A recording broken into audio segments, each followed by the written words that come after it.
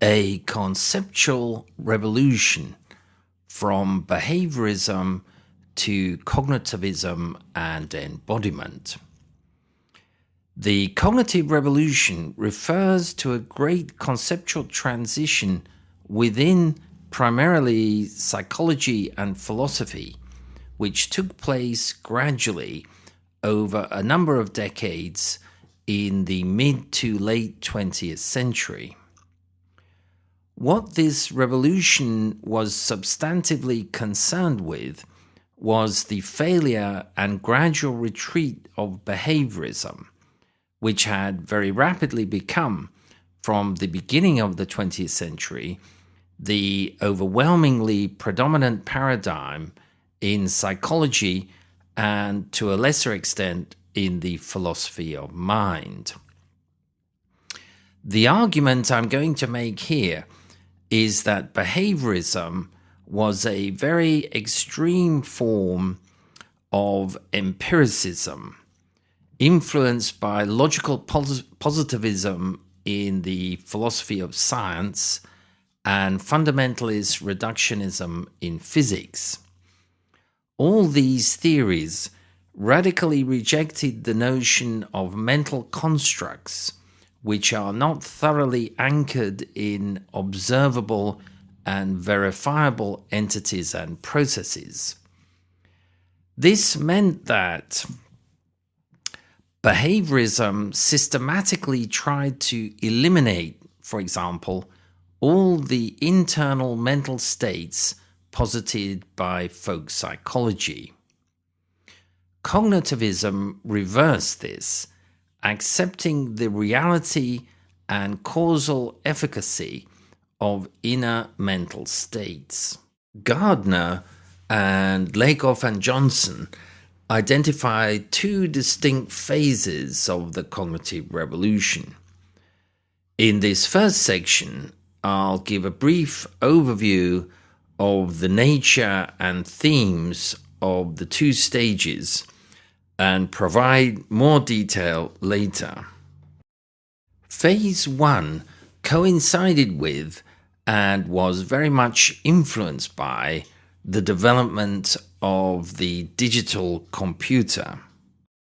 The independent reality of the mind came to be accepted by analogy with computer software. The mind was conceptualized as the brain's software. Consequently, this first phase conceived the mind very much in terms of syntax, algorithms, and mathematical relations, to the neglect of biology and neurophysiology. The second phase of the cognitive revolution reacted against this abstract mathematizing of the mind. Phase 2 turned instead to biological and neurophysiological approaches in search of explanations of mind and consciousness. Phase 1 of the cognitive revolution was specifically attacked by Umberto Maturana and Francisco Varela and several others. They characterized it as cognitivism, which incorporated representationalism and functionalism. There were two main thrusts in their critique of cognitivism. Firstly, that the mind is embodied, meaning that the mind should not be seen as an abstract entity separate from the body, but as inescapably part of the body and deeply influenced by its embodiment. And secondly, a strong anti-representational stance involving a rejection of the traditional mind-world dichotomy and a deep skepticism regarding a pre-given world independent of organisms. As we shall see, Lakoff and Johnson then used the idea of the embodied mind to try to explain how thought and language are based on sensory motor metaphors. Alongside embodiment emerged the concept of embeddedness, i.e., the notion that all organisms, including human beings, are embedded in a particular environment, influencing it and being influenced by it.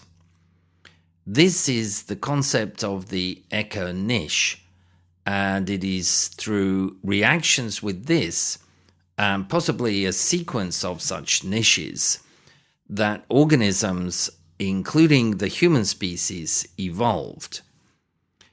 In discussing the human brain, Morris Edelman stresses the importance of what he calls the critical triad, which always includes the body and the echo niche together with the brain as an indissoluble unity. Another example of embeddedness is J.J. Gibson's notion of ecological affordances, by which he meant potentialities for interaction offered by the environment. For example, trees provide primates with the opportunity to climb them.